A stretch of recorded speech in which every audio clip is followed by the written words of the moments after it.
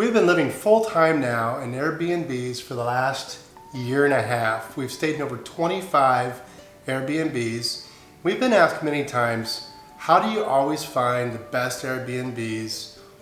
We're going to walk you through our process and show you exactly how we pick our Airbnb and what we do if things don't quite turn out the way we thought they were going to. So to just start it all out, the first tip I'm going to give you is try using the website for Airbnb, not always just the app, because you are going to see more options available as far as you'll see more listings typically, and you can zoom in a little bit closer on your computer. So now there are certain steps we start with first. When I say we, I really mean Carrie, because she does a lot of this. So we're going to go through each step in order on how Carrie finds us the perfect Airbnb. Or tries to. Or tries to. So what is step one that we go through? How do we start our search? So the first thing that you're going to want to do is, I'm sure you have a budget. If you don't, lucky you. But if you do, we definitely have a budget. You need to set the maximum price that you are willing to pay, and the maximum price is going to be the monthly amount if you're going to be staying that whole month, or it's going to be the nightly amount that you're going to be spending. So go ahead and set that, and it's going to show you more options. If you do not make that setting change on the website or the app, you're going to see all kinds of listings come up, and you maybe won't see those ones in the price range that you want. So you have to make that won't setting. even see them. We get asked all the time, how did you guys get that Airbnb for that price? I can't find that anywhere. Well, take that maximum, lower it down to what you're willing to pay, and a bunch of new ones will pop up. Yeah. And it's a real thing. We found a lot of good Airbnbs that way. The next thing that you need to do is how many people are traveling with you. You have to make the selection of if it's going to be one person, if it's going to be two people in the beginning. We never knew that this was such a thing until honestly just recently when we were booking an Airbnb, and it took it from being one price, and I added on one more person, so we had two people going, and it increased the price for the month by $700. Not just a little bit, it increased it a lot. Now, thinking that this was just like a glitch in the system or a mistake, I messaged the host and asked them, like, is this a problem? And they came back and like gave it all kinds of reasonings of laundry and air conditioning and taxes and stuff like that. So we moved on, thinking it was just his place. I use more air conditioning than she does, so that's probably why it was going to cost a lot more. We were thinking maybe it was just his place, so we moved on to the next place, and we found the same thing. So do make sure that you put in the amount of people. That way you're not disappointed when all of a sudden you enter that extra person and it's now out of your price range. Right. I also want to point out another way to decrease your options and get what you're looking for is to select the entire place. Otherwise, you get room rentals, you get other things that you're not interested in. If you want the entire place, click on entire place, bring that maximum pay down, and then you'll get what you're looking for. Yeah, and those room rentals where you're just getting a room in somebody's home are very common. So that's going to be, all of a sudden you'll see a bunch pop up that it might be in your price range. You'll be excited and they look really great until you see that you're just getting the room in that house. So you have other people living with you. Right, those pictures will be great too. They're going to show you patios, they'll show you bathrooms, they'll show you the kitchen, but all you're getting is one room in that accommodation. Yeah, the rest is shared space. So the next thing that you need to do is where in the city that you're traveling to do you want to stay? Now, seems like a simple thing. You're going to a town, you just find a place. But there's so many elements into that you need to look into. Do you want to be in the city center? Do you want to be near all of the different things that you're going to want to see while you're visiting? Now, this can be an area that we kind of decide differently based on how much time we're going to be spending in that location. If we're going to a place for a month, one thing we have found is we don't need to be right in the center, old town, with all of the stuff right there. It's the most touristy area, it's busy, and then like he was saying, it's also more expensive. So if you are there a long stretch and you're willing to be just a little bit outside of the main town area, not far, you will get a lot more for your money.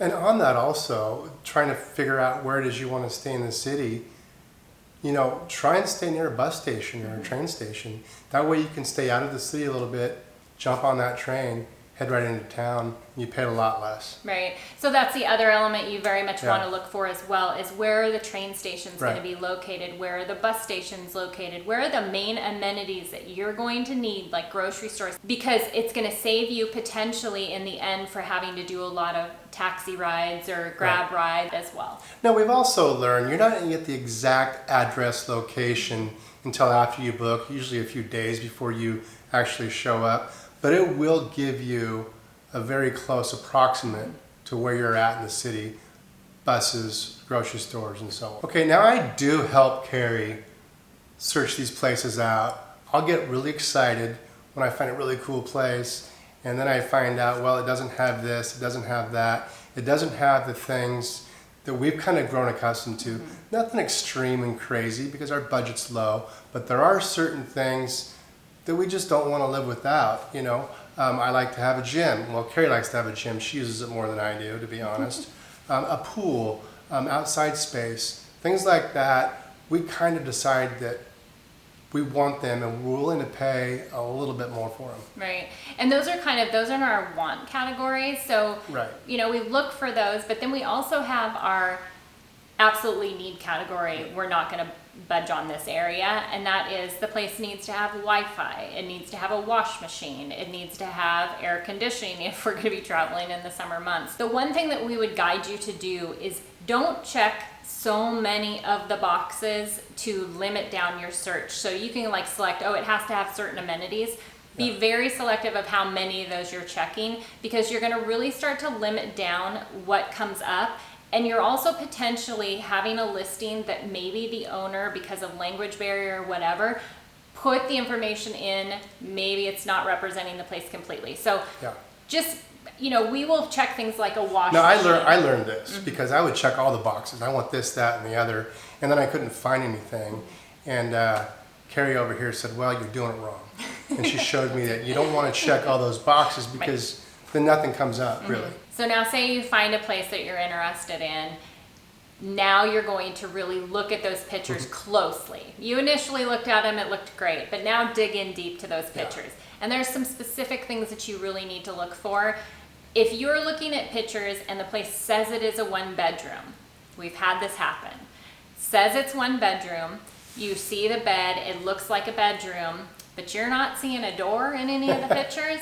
And then you see a living room, but nothing identifying a wall like where you'd enter into a bedroom. Right.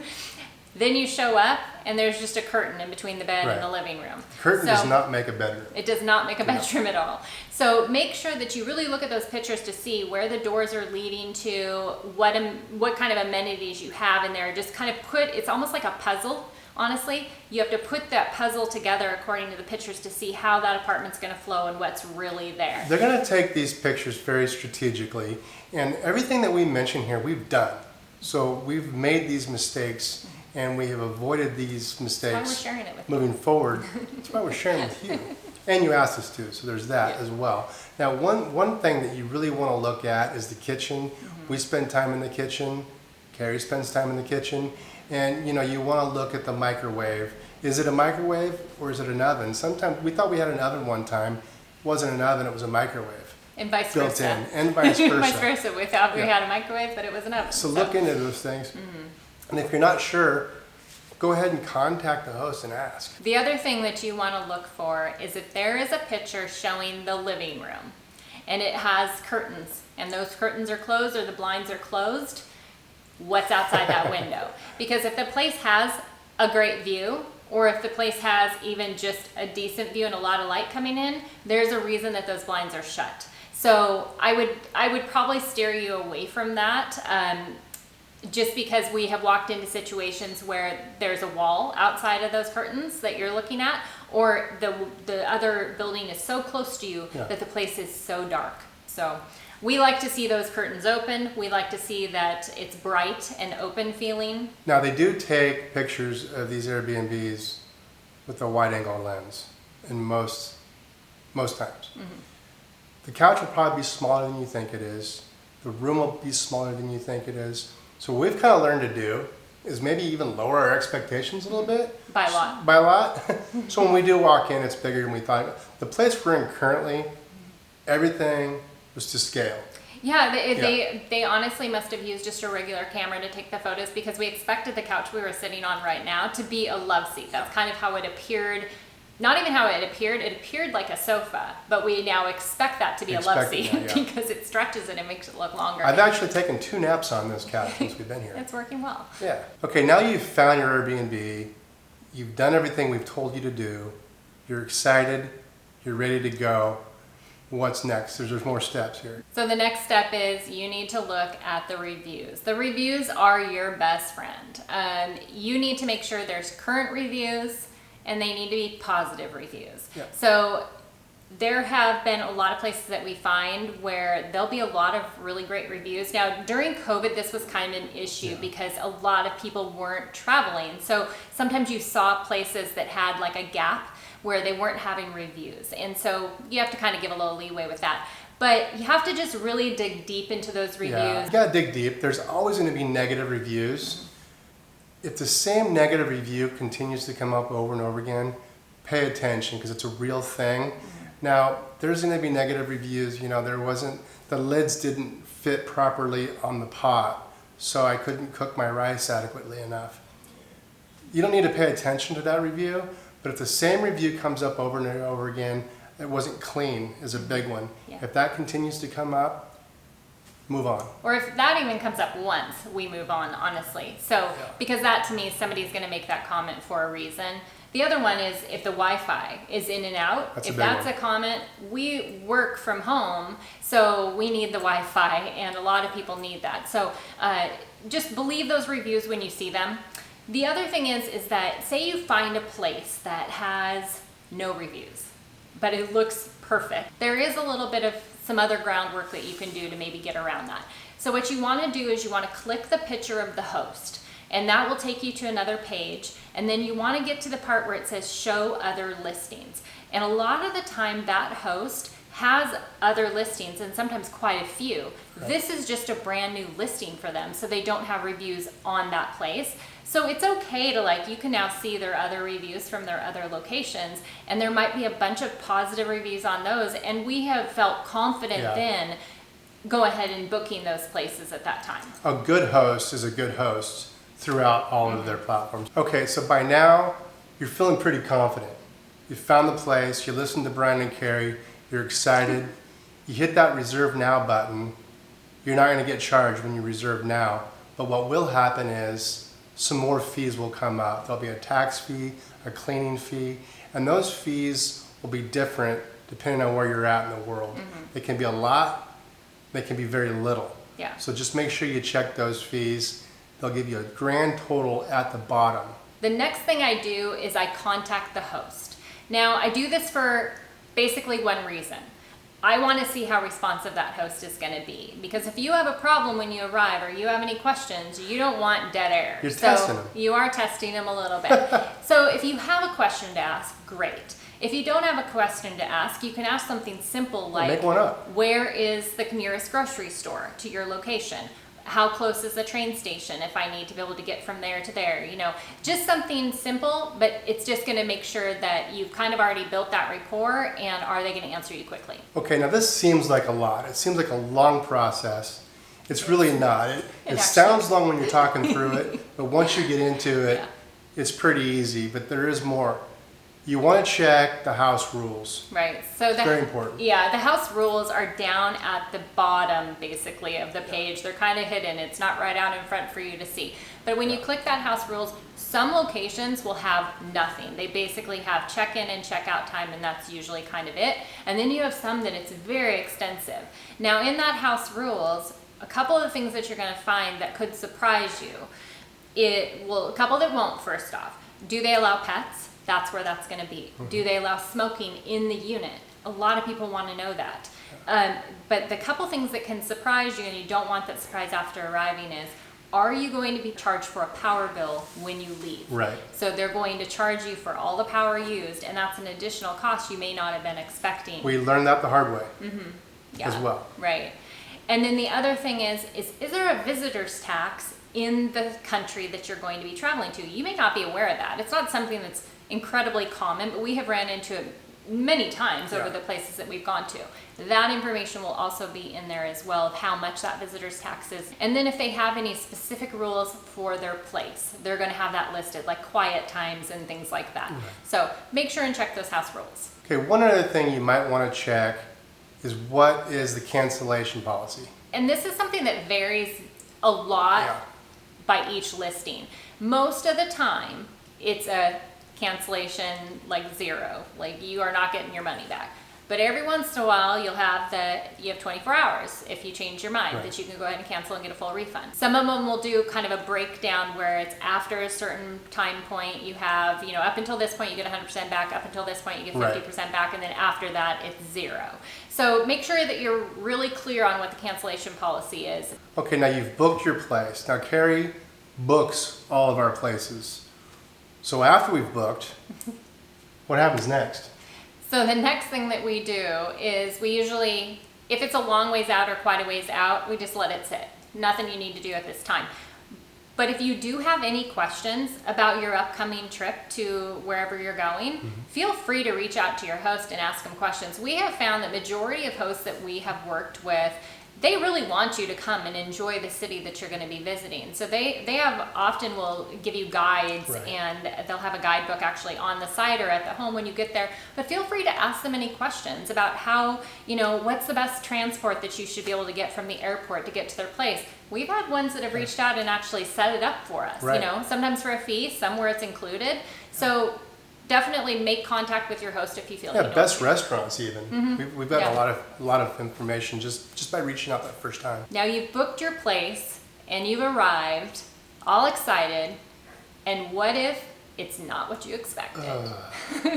So fortunately, Airbnb in the last couple of years put in place a protection policy called air cover, and it does protect you if the place was falsely represented. Right. Now, with that said, this is not like you just go willy-nilly book a place that didn't have good reviews and stuff like that and hop in it knowing that you could, I'll just get my money back. Right. It doesn't work that easily. So, and you also are struck with, if you get to some place and you're like, I don't really like this place, then you now have to find a new place. Yeah, go somewhere else. So, and there may be nothing available. So anyways, this is really a protection put in place in the worst case scenario where things went really bad. Right, and it's only in place in case the host misrepresented their accommodation. The pictures didn't match up. It said it had this, but it didn't.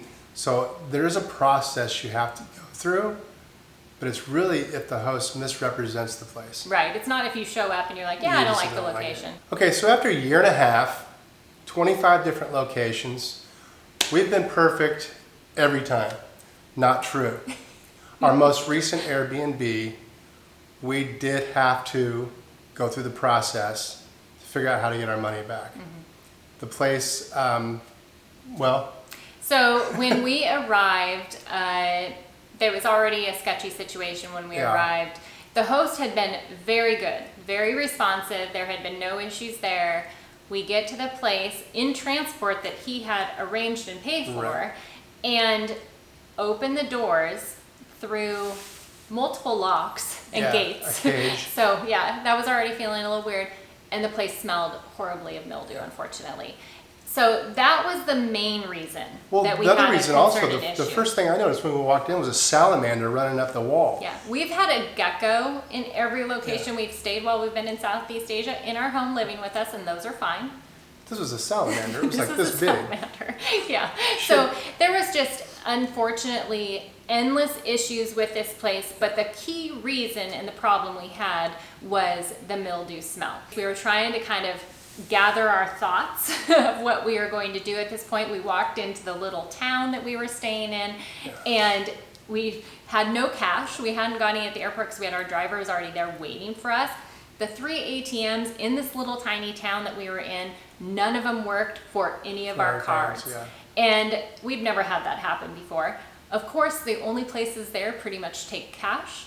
And so we ended up at some fancy little restaurant or the Hard Rock Cafe, which we don't normally go to, and paid more than we pay for a week's worth of food total. It was expensive. Just to have a meal. But we really didn't have any choices because they took a credit card. They took a credit card. Yeah. Now, you can't smell mildew in a picture. Right. There was no salamander running up the wall in a picture. So some things just don't go the way you thought they were going to. The host did not misrepresent the Airbnb. However, Yeah, so I mean, they didn't necessarily misrepresent, but there was obviously a cleanliness issue Yes. as far as that goes. And the thing is that that's not one of those situations. You can show up to an Airbnb and it could be dirty, and you can then tell the host the place isn't clean and give that host an opportunity to send a cleaner in. That is like a normal process. right. But for this, it wasn't going to happen. You can't fix the smell of mildew by having a cleaner come. So the way that this kind of played out for us is we right away both kind of looked each other over dinner, and Brian was trying to be a little more optimistic Carrie than started me. crying, so I knew right away. I will say there Yeah. were some tears that night. I don't think he ever saw them, but there were tears. But we just both looked at each other and said, we can't do this. We were supposed to be there for a month. There was no way. There was no way. And so knowing that there was the potential that we were going to eat the money and just have to move on, we were at that point, that's how bad it was. We were willing to go ahead and do that. I contacted Airbnb and I let them know that the situation. They contacted me pretty much immediately. They called me. And I told them I wanted to contact the host first in the morning and let the host know of the situation and stuff. And that's how Airbnb wants you to do, and that's how AirCover kind of works. You contact the host, tell them what the problem is, give the host a chance to kind of rectify whatever's going on. Like I said, this situation wasn't rectifiable. And the host was great. The host actually responded back and said, sorry. You could tell English was a kind of an issue, but sorry. And they knew there was nothing they could do because I had actually already asked for a refund. And part of the reason behind that is we were already gone. We left that morning and found a hotel in another town nearby. As soon as Airbnb, then I let them know that the host had responded back and was responsive towards a refund. Then Airbnb continued on with that process. And we actually had our full refund back. And then they ended up giving us a coupon or Yeah, we got a coupon. a code for $28 off. Yeah, we got a coupon. Yeah, so in the end, we were maybe negative $20. So that was our first experience with AirCover with Airbnb, and I would honestly say I was highly impressed, and I felt very well represented. Yeah, the response from both the host and Airbnb was spot on. Yeah. So there is some security in that, but we've only used it once. So, okay, now that's not to say we were 24 for 25 That'd be in our Airbnbs. There have been a few others along the way. We were in Budva for a month. We ended up staying 3 weeks there because we just didn't want to stay another week in that Airbnb. It smelled of smoke. The freezer was frozen closed when we got there, so we couldn't use the freezer. They did have a hairdryer though. Yeah. So I was able to take a hairdryer to it and thaw it out myself. It was very dirty. Those are Really things that, again, you don't see that type of thing in photos. Yeah, that one had the light switch when we had to go shut Right. off the light. The whole thing fell It into fell the wall. through the wall. Yeah. And then with the molding on the door frame fell off. Yeah. So there was a lot of disrepair. Once again, the pictures can look really pretty. We also had a place in Sibiu in Romania Oh, yeah. that we stayed in, and that was an unfortunate experience. Location was really fantastic, but it had so many issues going on. It had the wash machine. Well, first off, we showed up, the place wasn't clean, so then the cleaners did come and clean the place, and then the wash machine wasn't working. We told the host that we said She that she lied had to us. somebody come out and do it, but I think she just thought we were foreigners and that we didn't know how to run the wash machine. We're just dumb. And so when I went to go and run it again, same issue, and contacted again in not as nice of a way. The second time, a little more Carrie brought the forceful. hammer down, let me tell you. A little more forceful, and then they had somebody come out and replace the wash machine. But that was just kind of the start of the problems at that place. It was in very extreme disrepair. So they're not always great. They're not They always don't great. always turn out great. But Right. you also have to know that, you're going to show up to places, they're not going to be exactly as you imagine that they were going to be, but you just make the best of the situation. You roll with too. it, right? Yeah. Now, we always get asked, is Airbnb the only platform that we've ever used? We have used bookings.com, I think twice. Yeah. We do stay in hotels very infrequently, but we have in the past. and there's also VRBO. Right. Now, Booking.com, the issues that we've had with, or the reason we probably don't lean towards Booking so much is a couple things. They have a tendency to, when you see a listing for a place, it's not for that specific one place that you see a picture for. So you click on that listing, and then you go to the bottom, and then it says like show rooms available or show places available. Right. Then you have to go down below there. So the price you were originally seeing isn't necessarily the price you're going to pay for the one you want. So that's kind of a hassle and another step you have to take in your selection process. We also, one of the benefits though to Booking.com, and one of the reasons we've used them in the past, is that they have where a lot of time you don't have to pay until you get to the place. So if you kind of have those plans that are questionable and a little bit up in the air, but you want to lock a place in, Booking.com worked really good for that. Yeah, and I would say that they don't have as many accommodations as Airbnb does, but if they do in the location you're going to and it works out, I wouldn't say they cost any more or less. And then we use, out of all the other like kind of online or apps, Expedia, Priceline, Travelocity, any of those kind of things, we lean towards Expedia, not for any specific reason so much, probably just because it's what I've always used. But there is one thing about Expedia that's really nice in comparison to some of the others. All your fees are included. So when you're searching and you want to see this hotel and you put in what your budget is, when you see that price, that's the price you're paying. That includes the taxes and the fees and everything. Where if you go on to Booking or Travelocity and some of those, it will show you the price, but then as soon as you put the click like to book now, that price changes because now it adds in. So it looked like a great deal here, but then it's not so much a great deal. So after all that, after using Bookings, after using Expedia, doing everything that we've done for the last year and a half, do you still think Airbnb is the best option? It is. I would 100% say that Airbnb is still the way that we're going to go. It has the best selection. And because we do travel and stay in places for a month at a time, it's the one platform that gives us those discounts. And sometimes those month-long discounts are incredible. So you're sometimes getting 2 weeks out of that month for free. So now if you have any tips in the process that you do your booking, or maybe another platform that you use, let us know, because obviously we are still in the process of learning. We haven't figured it all out because we've just recently had another mistake. Right. So, but yeah, let us know, and it also helps other people as they're looking for their next Airbnb as well. So that's the process we go through. You've been asking us to do this video, so here it is.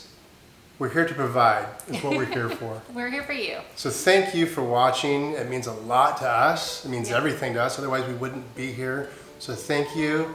If you like this video, give us a thumbs up. Make sure and subscribe so you can follow us along. Absolutely. And our next area, we're going to be making some changes here soon, so you want to keep following along. All right. Cheers. Cheers.